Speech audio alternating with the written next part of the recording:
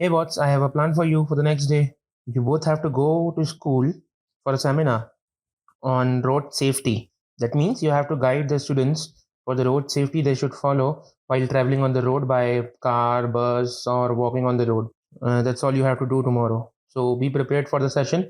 Both of you have to go and guide the students properly, okay? So hope for a better result for tomorrow. Good luck. Okay, thank you. Bye. तेरे पास कोई plan है क्या glitch? नहीं, मेरे पास कहाँ से कोई plan होगा।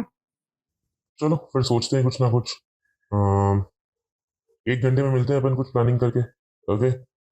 इन लोगों का जो कन्वर्सेशन था, इस कन्वर्सेशन से हमें कम्युनिकेशन साइकिल के एलिमेंट्स को पढ़ने को मिलेगा। तो पहले अपन जानते हैं कि कम्युनिकेशन साइकिल होती क्या है। तो कम्युनिकेशन साइकिल जो होती है, एक प्रोसेस है जिसमें एक सेंडर होता है जो बोलना चाह रहा है ना? और वो अपना मैसेज कन्वे करता है किसी अनदर पर्सन को या फिर ग्रुप ऑफ पर्सन को, जिसको हम रिसीवर कहते हैं।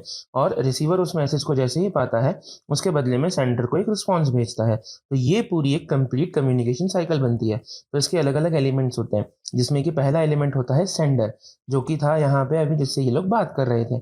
उससे बात करते समय उसके पास एक आइडिया था कि उसको इनको स्कूल जाना है, एंड स्कूल जाने के बाद वहाँ पे इनको प्रेजेंटेशन देनी है। That was a message. तो ये सेंडर के पास मैसेज प्रिपेयर्ड था।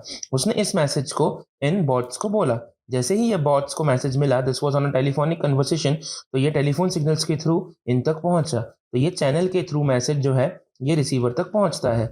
इनको रिसीवर को मैसेज मिल गया, मतलब बॉट्स को मैसेज मिला, एंड उसके बदले में इन्होंने रिस्पॉन्स दिया कि ओके, हम रेडी हैं, हम कर ही लेंगे, है ना? और लास्ट में इन्होंने बाय बोल के कम्युनिकेशन को एंड किया। So that was the message received, और उसके बाद उन्होंने एक रिस्पॉन्स दे दिया। तो ये यहाँ पे मल्टीपल हमारे कम्युनिकेशन साइकिल के एलिमेंट्स थे। ठीक है, तो इन सब की डेफिनेशन आपको लिखी हुई दिखी जाएगी, तो नोट इट डाउन। और कोई कंफ्यूजन हो तो चैट बॉक्स में कमेंट बिल्कुल दीजिएगा, तो उसके लिए आपको Q&A शॉर्ट मिल ही जाएगा।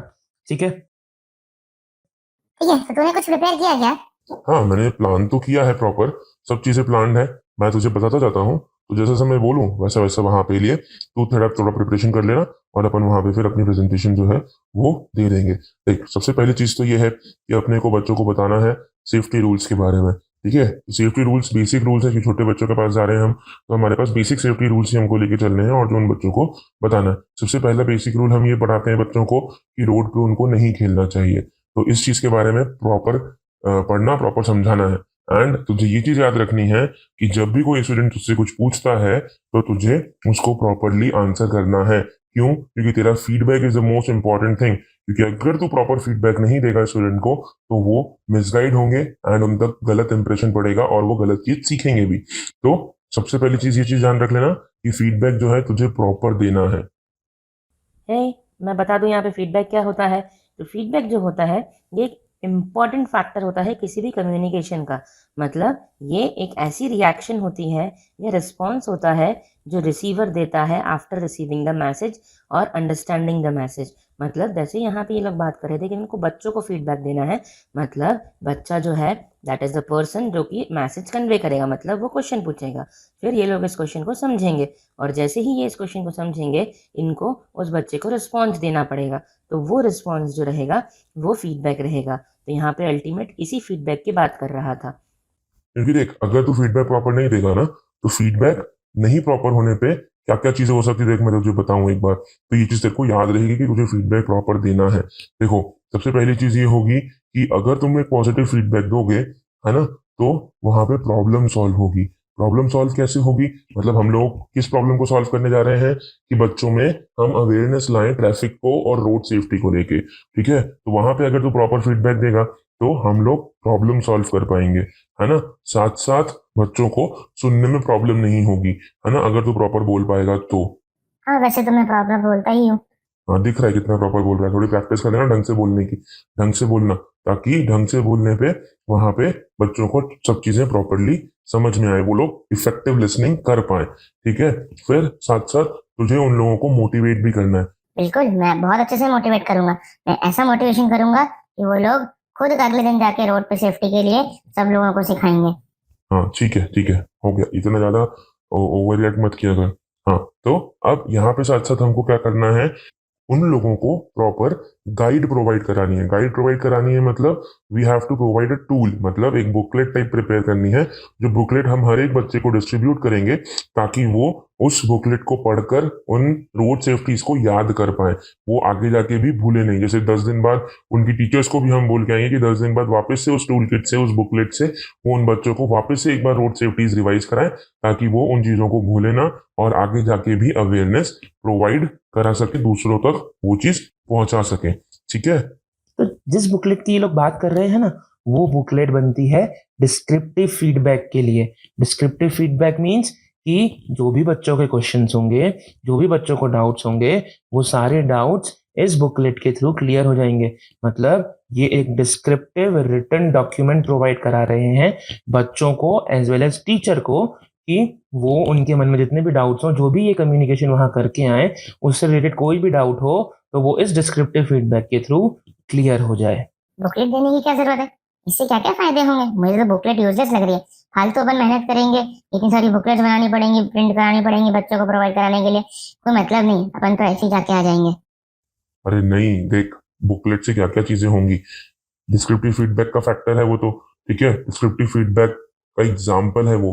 तो अब डिस्क्रिप्टिव फीडबैक में क्या क्या चीजें होती है, देख मैं तेरे को बताऊं। सबसे पहली चीज तो ये होगी कि उससे हमारा एम क्लियर होगा बच्चों को कि हम क्या चाहते हैं।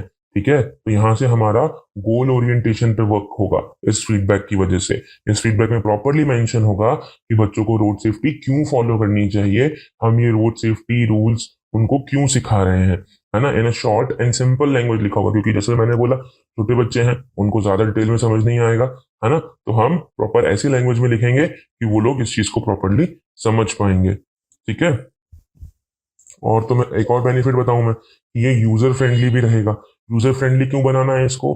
यूजर फ्रेंडली मतलब बच्चों को पिक्चर्स की मदद से हम इसको एक्सप्लेन करने की कोशिश करेंगे। क्यों? क्योंकि बच्चे इजीली पढ़ने पे ज्यादा फोकस ना करते हुए पिक्चर्स पे फोकस ज्यादा करते हैं, तो हम इसमें पिक्चर्स ज्यादा से ज्यादा ऐड करनी। तो ध्यान रखना, जब तू बनाए तो लिखना कम, पिक्चर्स ज्यादा ऐड करना, ताकि हम उस बुकलेट को, उस फीडबैक को यूजर फ्रेंडली बनाकर जो हम समझाना चाह रहे हैं वो उन तक पहुंचा सकें। ठीक है। साथ साथ इसको कंसिस्टेंट रखना, मतलब कंसिस्टेंट मतलब हम जब टीचर्स से कम्युनिकेशन करेंगे तो टीचर्स को ये चीज जरूर बताना इस फीडबैक के थ्रू कि टीचर्स इसको प्रॉपरली कंटिन्यूअसली बच्चों से बार बार पढ़वाते रहें, क्लास में रिवाइज कराते रहें, ताकि बच्चे ये रूल्स एंड सेफ्टी रूल्स भूले नहीं, ताकि जब वो बड़े होकर रोड पे जाएं, गाड़ी चलाएं, तो उनको ये सेफ्टी रूल्स याद रहें।